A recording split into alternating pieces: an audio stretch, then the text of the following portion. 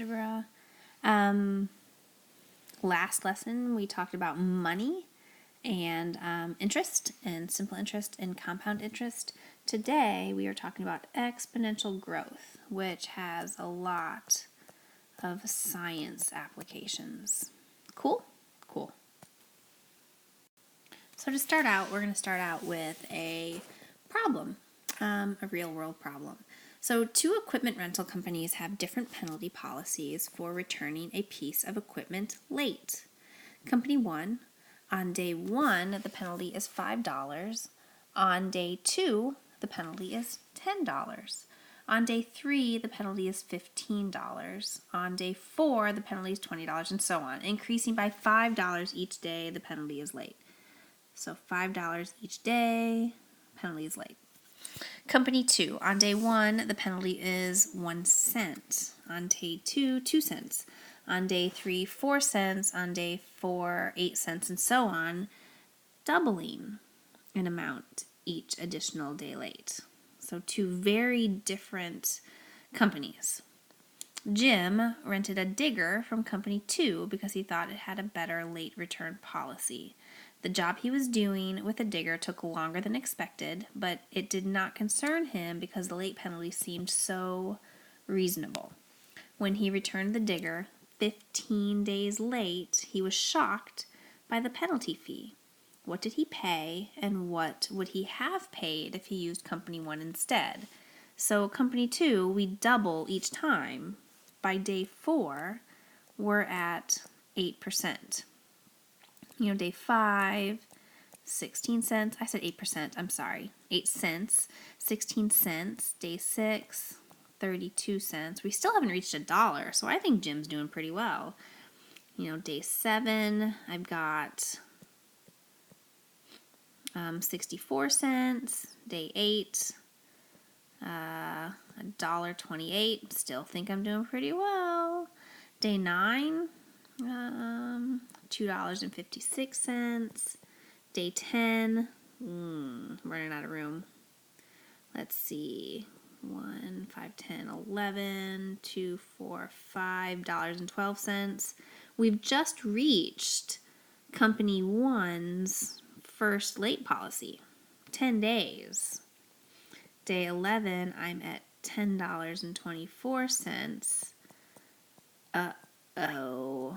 Things aren't looking very good. So I'm going to take a second and fill this table out. Company 1 is very simple, right? Company 2, I already did half of them. So I'm going to push pause and fill these out. You can fill them out yourself too. There we go. I just used the one from the book. If we look at this, like poor Jim. 15 days late for the first company. Company 1 is no problem. I mean, it's still pretty stinky. Like, yuck. That's a lot of money in a late fee. But, yikes. Poor Jim doesn't know how to do math. And, he's paying way a lot in late fees. Okay, learning to do math is extremely important. So, which company has a greater 15-day late charge?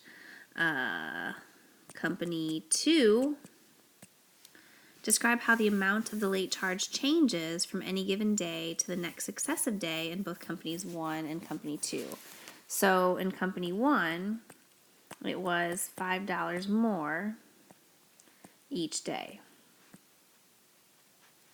For Company 2, 1 day to the next is times 2 each day.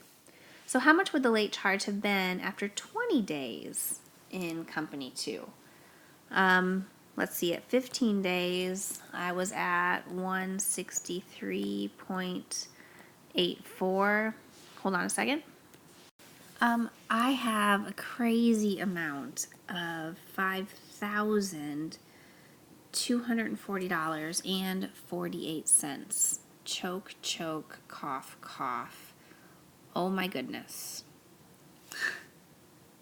Alright, so write a formula for the sequence that models the data for Company 1. Company 1, it's a pretty simple one because I'm just adding 5. I don't want to be in yellow.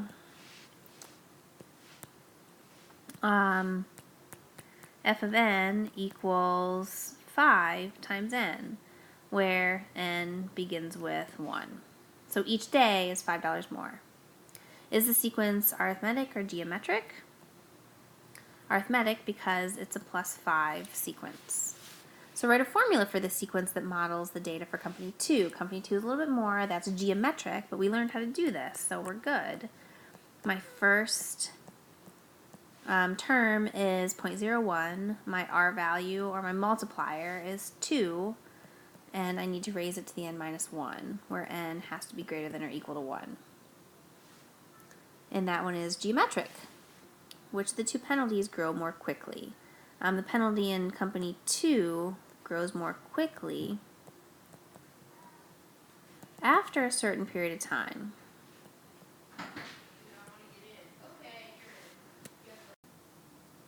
Because each time we're multiplying by 2 instead of adding 5.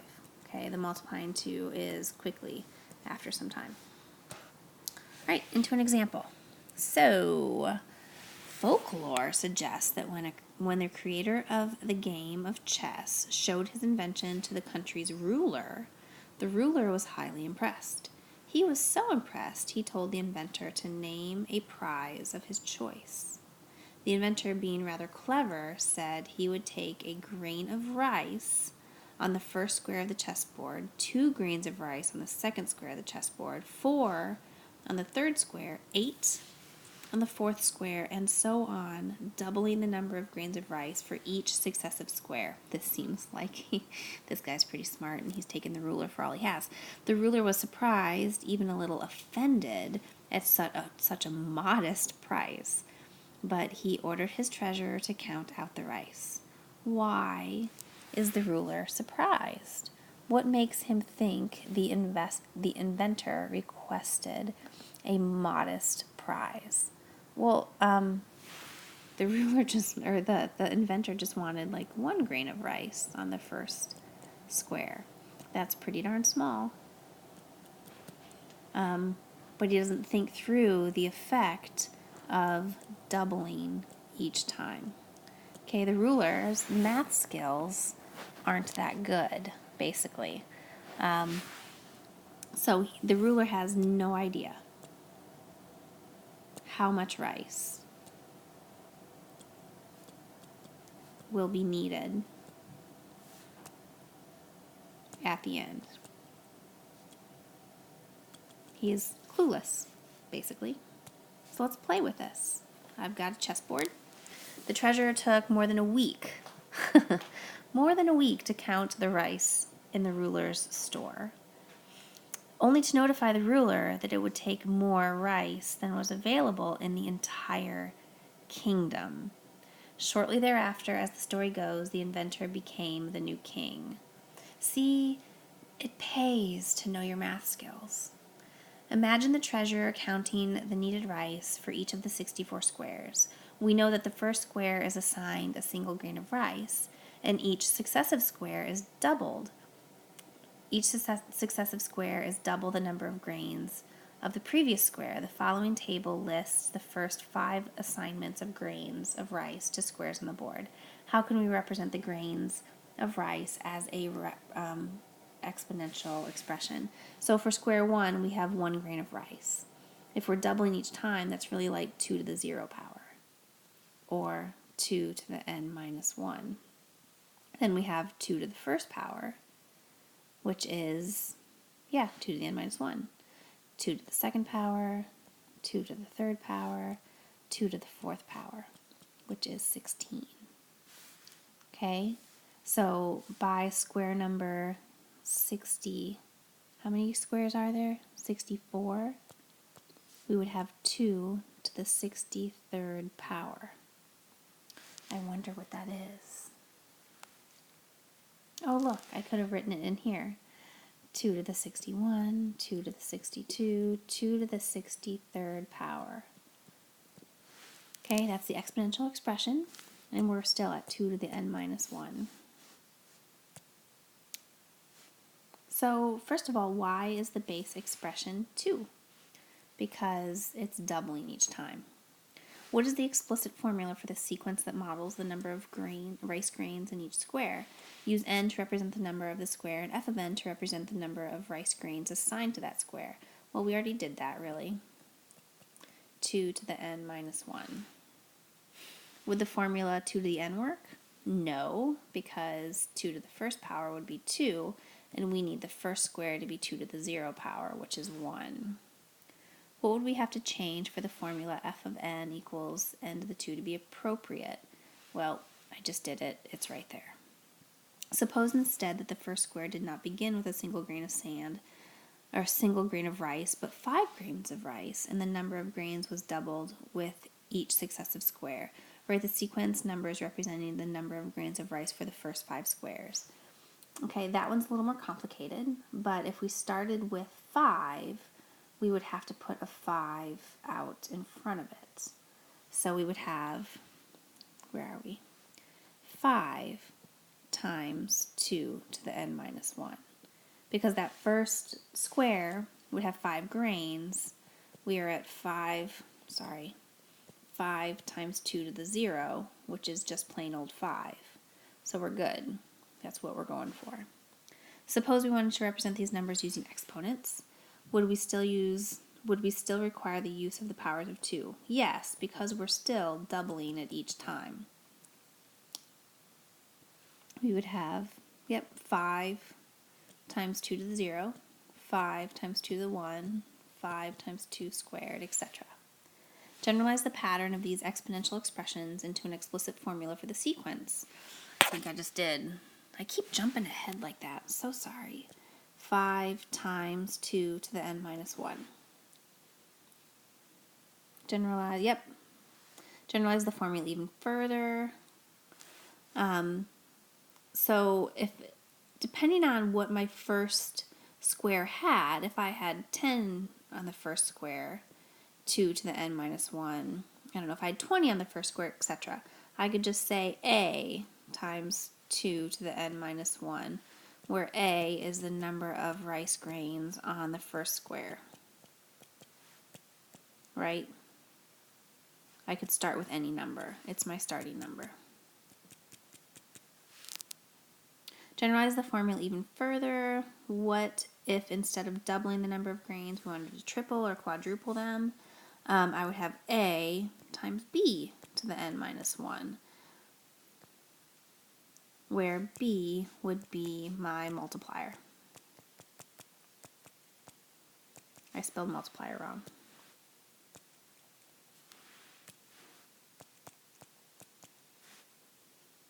Is the sequence or this formula geometric, arithmetic, or neither? We are geometric. We are multiplying. All right, into example 2. Let us understand the difference between f of n equals 2n and f of n equals 2 to the n. F of n equals 2n. Let me fill in these tables for us. Hold on. There we go. They're all filled in. So let's go ahead and plot them. I'm going to plot f of n equals 2n in black and f of n equals 2 to the n in red. So for f of n equals 2n, for n equals negative 2, I'm at negative 4, which I can't do. Negative 1, negative 2. 0, 0. 1, 2. 2, 4. 3, 6. Looks to be quite linear. Okay, the next one in red, I have negative 2, 1/4, negative 1, 1/2,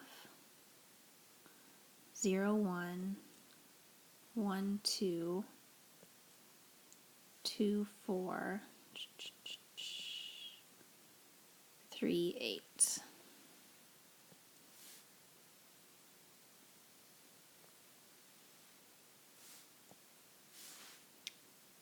Cool. So describe the change in each sequence when n increases by 1 for each sequence. So f of n equals 2n. It's linear. Okay, for each increase of n, f of n increased by 2. For each n, f of n increased by 2.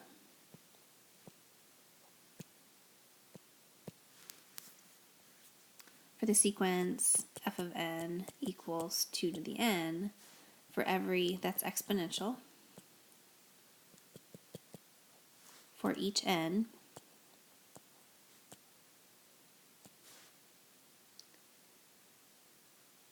let's see, this is a plus 2 by increased by 2. So for this one, for each n, f of n increased, it's called a factor of 2,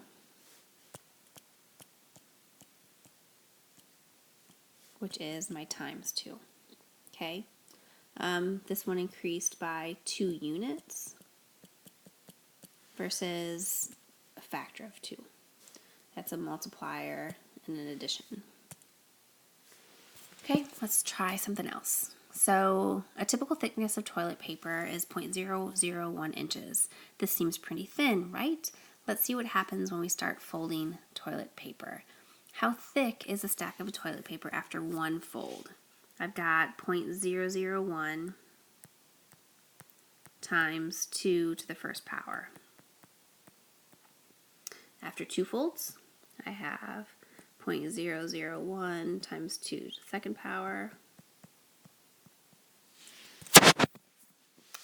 5 folds, 0.001 times 2 to the fifth power.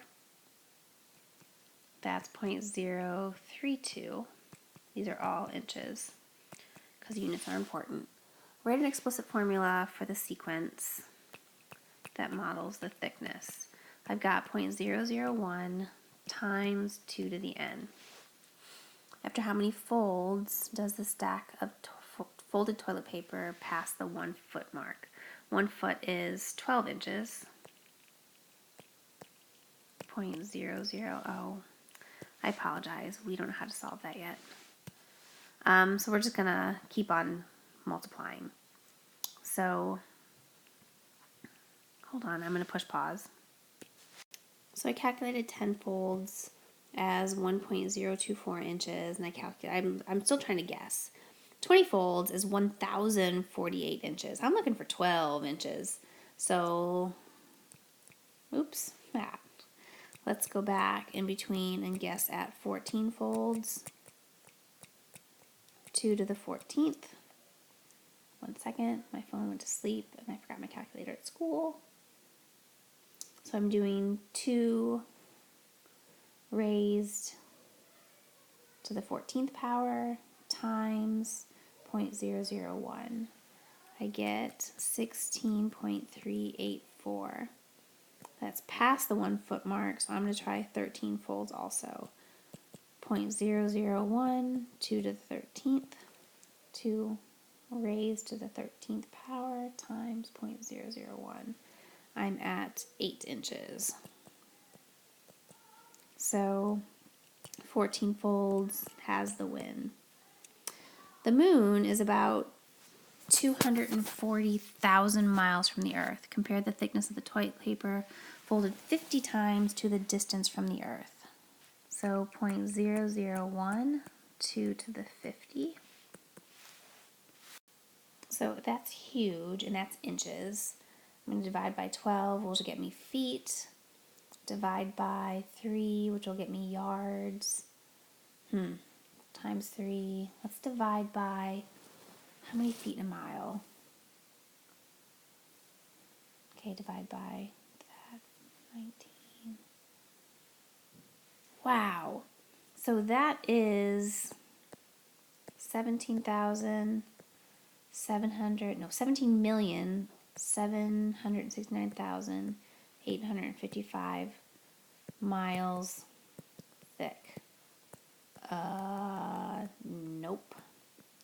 Not possible.